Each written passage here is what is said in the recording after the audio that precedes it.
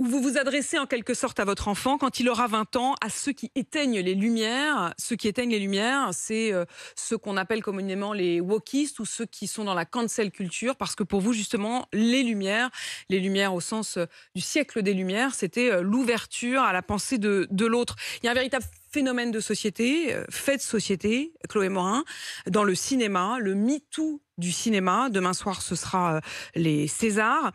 Et on a appris que la comédienne Nora Hamzaoui s'oppose à la sortie de son propre film parce qu'il a été réalisé par Jacques Doyon. Un film qui doit sortir en mars, dans lequel elle a tourné il y a 4 ans. Rien à voir, aucune accusation sur le tournage à proprement parler, mais le simple fait qu'il ait été réalisé par Jacques Doyon lui-même, mis en cause par Judith Godrèche, par Isilde Lebesco, fait qu'elle dit moi je ne veux même pas que le film dans lequel je joue l'actrice principale sorte. Vous en pensez quoi? Je pense qu'on mélange tout. Et que la libération de la parole des femmes est évidemment nécessaire, mais qu'il y a un certain nombre de principes et d'institutions dans ce pays qui servent précisément à juger et à déterminer la culpabilité des accusés. C'est la justice, et que ces accusés-là bénéficient jusque-là de la présomption d'innocence. Ça n'est pas quelque chose qui fait plaisir quand on voit la nature des faits qui sont reprochés, en l'occurrence à ce réalisateur. Ça ne fait pas plaisir d'accorder des droits à des gens qui sont visés par des faits de ce type-là, et pourtant c'est ça l'état de droit.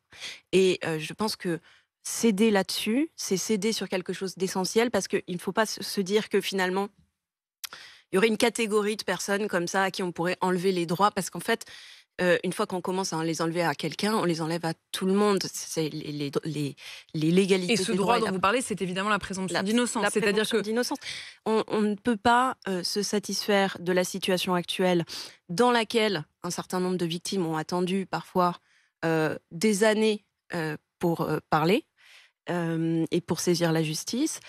Pour autant, faire un espèce de mouvement de balancier totalement inverse et corriger les injustices passées par de nouvelles injustices contraires visant les hommes accusés, je crois que ça n'est vraiment pas la solution. Mais Chloé Morin, la difficulté, c'est que pendant ce temps-là, la justice met énormément de temps à être rendue. On fait quoi entre-temps? On fait quoi dans ce moment où on a le récit de ces femmes qui se multiplient, qui, depuis le témoignage de Judith Godrèche, racontent ce qu'on a souvent raconté comme étant la grande famille du cinéma français. On se rend compte que c'est quand même un endroit où il y a des prédateurs et où c'est une véritable jungle, et des prédateurs hommes qui s'en prennent à des femmes qu'ils vont choisir parce qu'elles sont jeunes, parce qu'elles sont malléables, parce qu'elles sont vulnérables.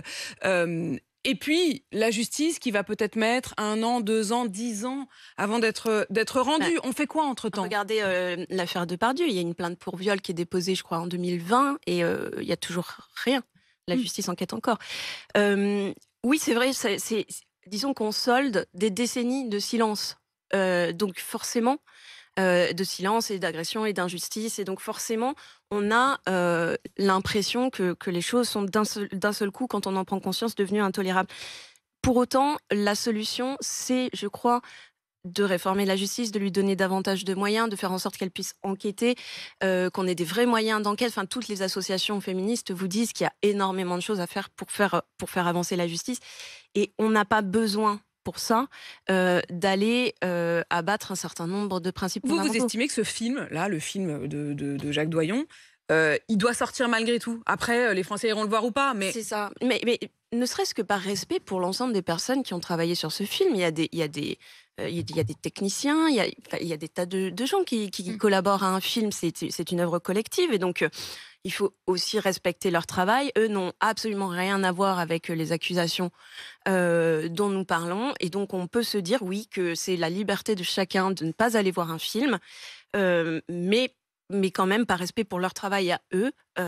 On est dans un moment, Chloé Morin, vous estimez, où on est en train de basculer dans une forme de cancel culture à l'américaine, cancel culture du mot effacement, où on effacerait les œuvres. Il y a eu cette tentation au moment des révélations, des nouvelles révélations, des Xème révélations, j'allais dire, sur le comportement de Gérard Depardieu. France Télévisions qui a évoqué, on n'a pas très bien compris si finalement il le ferait ou pas, l'idée de ne plus diffuser les films dans lesquels a tourné Gérard Depardieu. Vous avez peut-être des informations là-dessus, d'ailleurs, on en est où?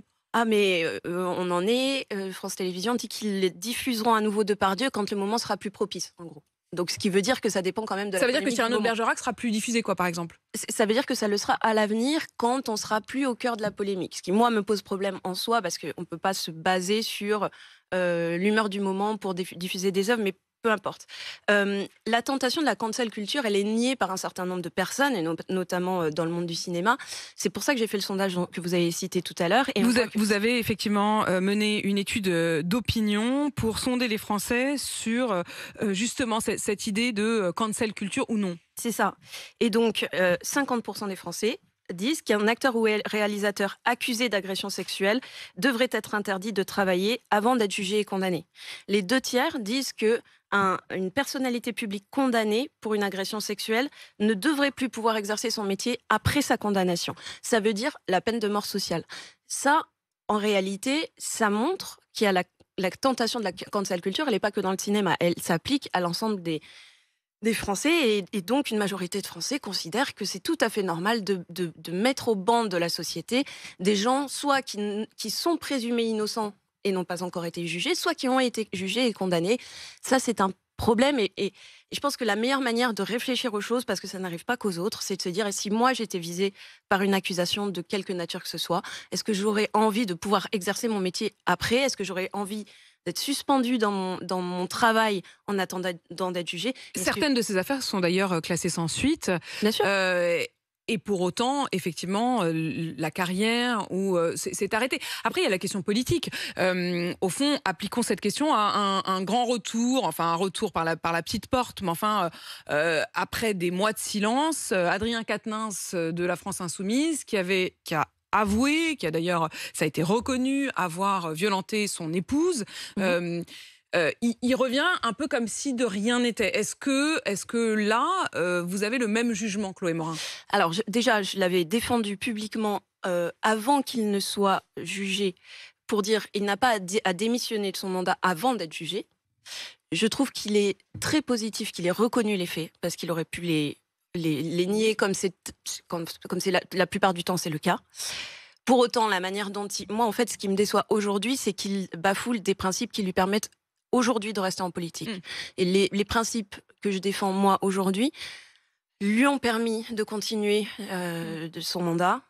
Et il les piétine aujourd'hui. Moi, c'est ça que je regrette.